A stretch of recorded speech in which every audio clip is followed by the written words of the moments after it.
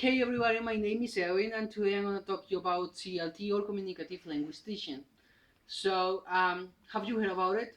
Well, if you haven't, let me tell you that as a training teacher, it's really important to take this method into account since it's going to provide us a lot of tools when it comes to teach English as second language. To begin, CLT proposes a communicative approach. But what does this thing mean? Well, let's take a look from another side, the grammatical approach.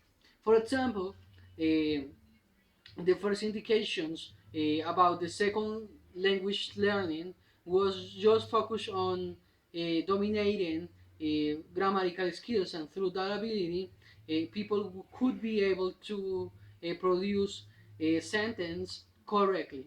But avoiding mistakes, there was no space for production, and since teachers assumed that all errors should be minimized, then CLT appears like a solution to the problematic, and it raised some changes that had been implemented, or which ones have been implemented along these years. I will name some changes that have been implemented along these years, and in order to clarify it, those changes, and to try to explain it a little bit better. So the first one is the interaction between the learner and the speaker and the native speaker, because when a learner of a language is provided with the right pronunciation and with vocabulary, it's gonna get better. It's gonna get better at a language. So the second one is the meaningful negotiation of the language, while the learner and the speaker um, comes to a understand each other. So on the other hand, I would like to talk about another proposal of CLT, and this one consists in break skills like you know uh, listening, writing, or speaking into micro skills. So, for example, the listening skills, it becomes like that or like that. For example, recognizing keywords, talking a point.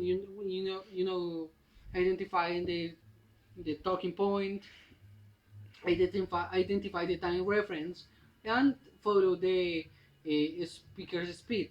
That is important. So that way, the student would be obligated to communicate or what they want to say, despite of their limitations. Another fundamental aspect is give priority to fluency over priority, since the accuracy, sorry, it's the accurate, it's the difference, or give priority to fluency over accuracy, since accuracy, or since it's understood like the capacity of the learner to get involved in a meaningful comprehension. Yeah. And lastly, I should say that CLT has allowed to get better bilingual students. Yeah.